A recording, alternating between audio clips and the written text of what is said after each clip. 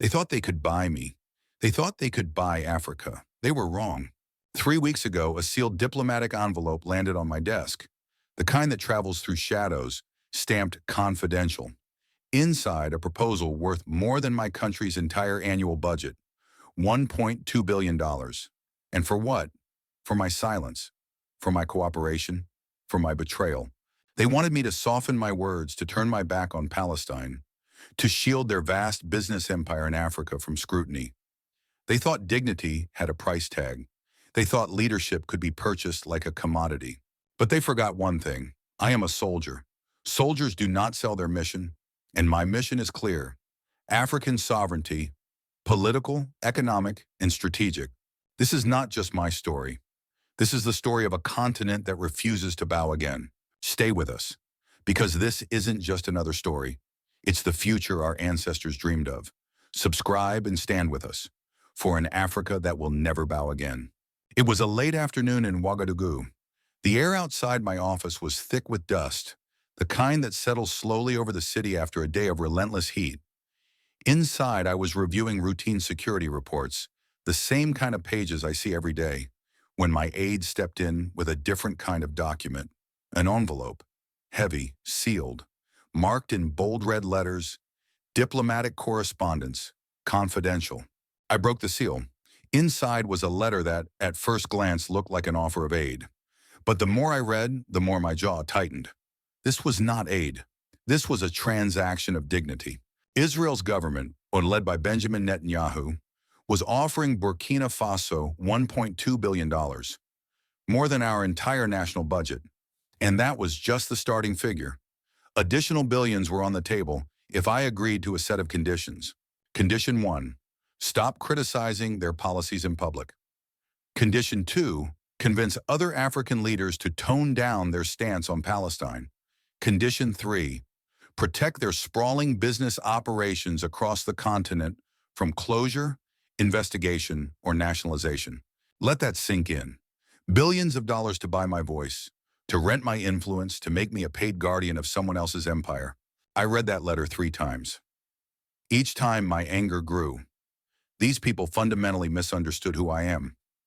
I did not risk my life to overthrow a corrupt regime just to wear a different master's collar. I did not stage a revolution to trade one form of exploitation for another. They wanted me to believe it was partnership, but it was a bribe, carefully wrapped in diplomatic language, the kind of document that could pass through official channels without raising eyebrows. They even used intermediaries, senior officials from neighboring countries, so-called friendly advisors, who urged me to consider the practical benefits. They painted glowing pictures, new hospitals, upgraded roads, modern military equipment. They spoke as if the money could solve every challenge our nation faced. And maybe for some, it would have been tempting.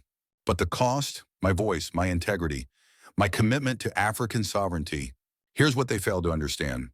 I am not just a president, I am a soldier. Soldiers have missions. Mine is not for sale. I knew right then what had to be done. I would not hide this letter. I would not quietly reject it and let the world go on believing that such deals never happen. No, I would show it to the world, word for word, every condition, every clause, every desperate plea to protect their interests in Africa. When I finally stood at the podium, facing a sea of cameras, microphones, and reporters from across the continent, I felt the weight of history on my shoulders. My voice was steady, but my heart pounded with the urgency of the moment. This, I said, holding the letter high, is how they see us, as a marketplace to be bought, as employees, not leaders, as silent guardians of their business interests while our people suffer. Today, we proved them wrong. The silence in that room was like nothing I'd experienced before. Even seasoned political journalists leaned forward, eyes wide, as if afraid to miss a single word. And when I finished reading, I didn't lower the paper. I raised my head and looked straight into the cameras. Africa is not for sale. That sentence became more than a statement. It became a rallying cry. Within hours, it was flooding social media, trending under hashtags and news headlines. It was in newspapers, radio broadcasts, and African news outlets from Cape Town to Cairo. They thought they could buy a man. Instead, they awakened a continent. If dignity matters more than dollars, type Africa first below. The footage of that press conference spread faster than even I imagined. Before my motorcade had left the building, my phone was vibrating with messages from fellow heads of state, ministers, and journalists. Some congratulated me, some warned me. All knew that something had shifted. Within 24 hours, the phrase, "Africa is not for sale," was everywhere. 14 countries saw it trend simultaneously on social media. Television anchors repeated it. Radio hosts opened their shows with it. Street vendors painted it on cardboard signs. In Bamako, Mali's parliament called an emergency session. By the end of the day, they had announced a full review of every contract signed with Israel in the last decade. In Niamey, Niger recalled its ambassador from Tel Aviv, signaling a new line had been drawn. Chad suspended ongoing diplomatic talks. Ghana's president, a man known for staying neutral in most conflicts, stood in front of his own press corps and declared his support for our position. And in South Africa, the foreign minister called our response a masterclass in dignified leadership. But the real explosion came from the streets. In Dakar, university students gathered in front of government buildings, demanding to see the terms of all foreign aid agreements. In Nairobi, young activists launched an online campaign asking one simple question: who owns our future? Artists in Accra painted massive murals of my image holding up the letter. The words "not for sale" splashed in bold colors across the canvas. In Lagos, musicians began weaving the phrase into their lyrics, turning the slogan into an anthem. It wasn't just about Burkina Faso anymore. It was about a continent standing up in unison. The youth called themselves the uncompromised generation. Their manifesto was simple: accountability from every leader, transparency in every deal, dignity in every partnership. And they weren't waiting for permission, they were demanding it. In the weeks that followed, something remarkable happened. The fear that had always hung over these conversations, the fear of losing aid, of facing sanctions, of being isolated, began to fade. When you saw tens of thousands of people marching in Johannesburg, Accra, Kinshasa, chanting the same words, you realized this was no longer a risky position. This was the people's position. Journalists who had covered African politics for decades said they had never seen such a unified response. For once, the headlines were not about coups or crises. They were about resistance, unity, and pride. And the shift wasn't only in Africa. In capitals around the world, diplomats were scrambling to understand what this meant. Was this a one-off moment, or was it the start of a continental movement that could challenge decades of foreign dominance?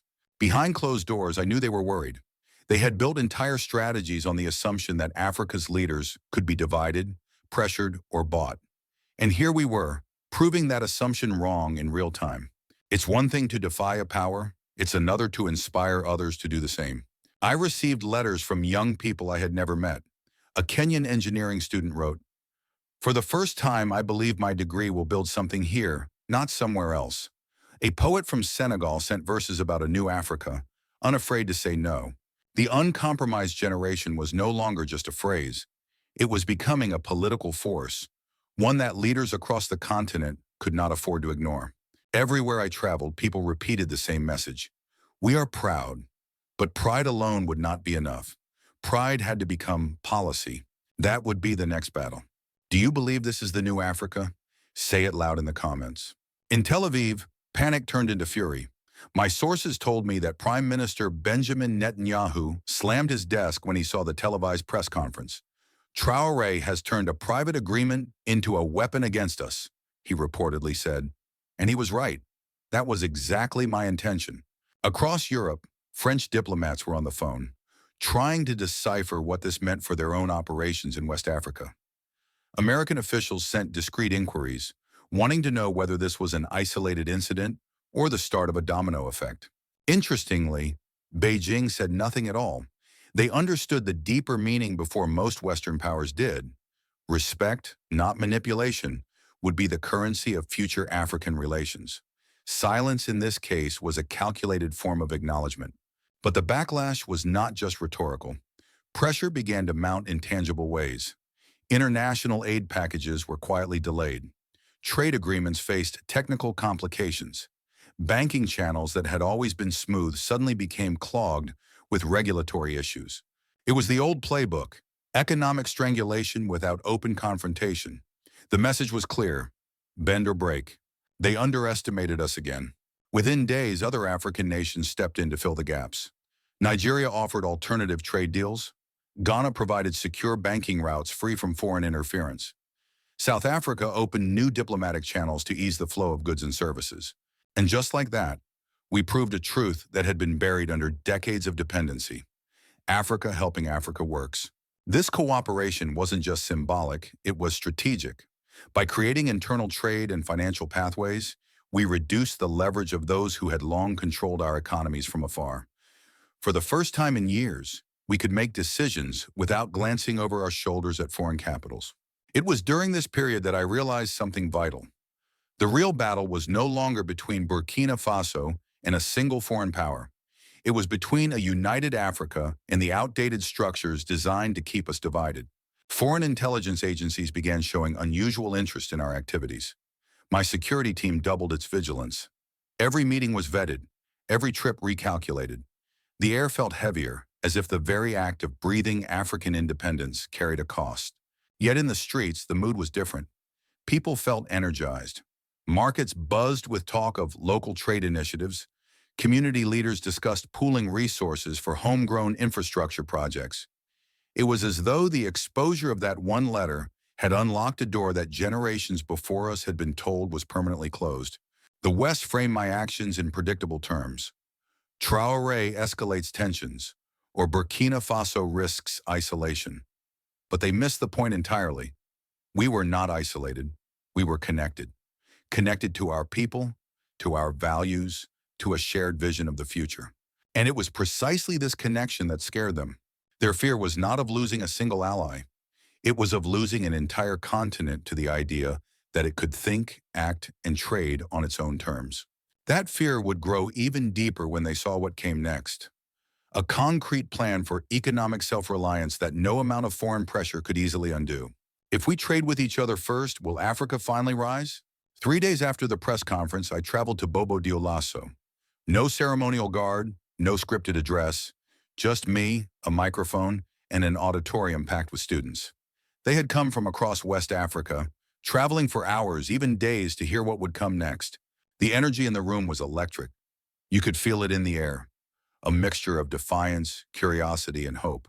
I began without preamble.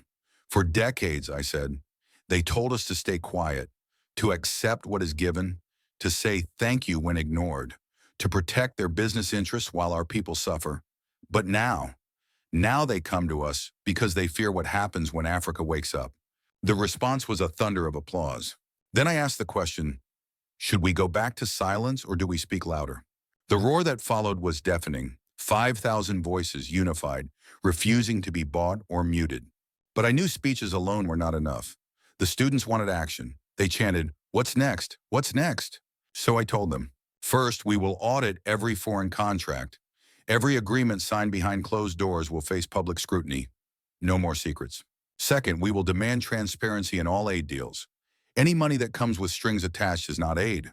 It is control. Third, we will build our own economic networks.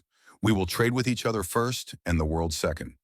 No more exporting raw materials to buy back finished products at triple the price. Fourth, we will invest in manufacturing.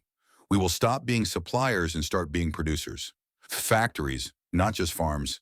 Assembly lines, not just mines. Fifth, we will establish African-owned financial institutions, development banks, insurance firms, and payment systems that serve our interests, not foreign creditors. Sixth, we will launch African satellites to control our own data, our own communications, our own technological destiny. Seventh, we will expand African universities, research centers, and pharmaceutical companies to rival any in the world. Each point was met with louder cheers than the last. Because here's the truth. The youth understood something their predecessors were never taught.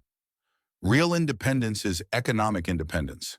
Without it, political sovereignty is an illusion. This plan was not a fantasy. It was already beginning. Nigerian and Ghanaian officials were drafting regional trade pacts. Engineers in Kenya were designing locally made industrial equipment. South African tech firms were offering partnerships to build Pan-African payment systems. The movement was no longer about one leader or one nation. It was about creating a continental shield. an economy strong enough to withstand external pressure, and agile enough to seize its own opportunities. In the days that followed, the coverage was relentless. Newspapers, radio shows, and African news broadcasts dissected every line of my speech. Some doubted we could achieve it. Others said we were dreaming too big. But for the first time in a long time, the debate was not about whether Africa deserved better. It was about how we could build it. I told my cabinet, this is the moment when history will ask what we did with our courage. The next step would test that courage to its limits. Which project should Africa start first? Tell us below. In the weeks after my speech in Bobo Dioulasso, the ripple effects began to take shape. What started as a single act of defiance was now a regional shift in mindset, economics, and diplomacy. The first to react were the corporations. Mining giants, agricultural exporters, and technology firms with deep African operations saw their stock prices dip as investors began to question the old ways of doing business here. Some companies panicked. They called emergency meetings in European capitals, searching for ways to secure their assets. Others adapted. The smarter ones realized the winds were changing, and survival meant adjusting their sails. Contracts were renegotiated to include fair wages, enforce environmental protections, and guarantee local reinvestment.